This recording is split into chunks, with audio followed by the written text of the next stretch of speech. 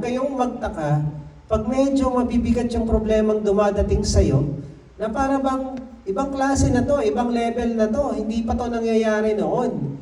So meron palang ganong punto sa buhay natin na parang ibang klase to ah. Tandaan dito, ang pagsubok at pagpapala sa buhay natin, hindi pa baba pataas. The intensity, the frequency ng pagsubok at problema, hindi bumababa, lalong tumataas. Pero in the same way, ang frequency at intensity ng pagpapala ng Diyos sa atin, hindi rin bumababa, tumataas din.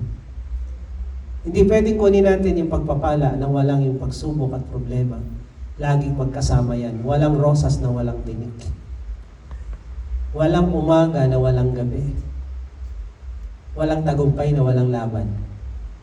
Walang kapayapaan na walang bagyo muna. Bago magbagyo, kadalasan payapa ang hangin. O pagkatapos ng bagyo, walang hangin.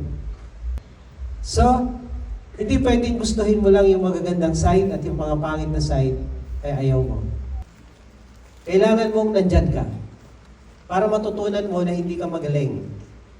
Para matutunan mo na hindi ka powerful, na hindi ka ang in control sa lahat. So, ang gagawin mo lang, stop holding on, hayaan mo lang si Lord na umawak sa'yo. Tandaan niyo to. Kahit anong higpit ng hawak mo sa Diyos, makakabitaw ka pa rin paminsan-minsan. Pero si Lord, kailanman di ka niya bibitawan.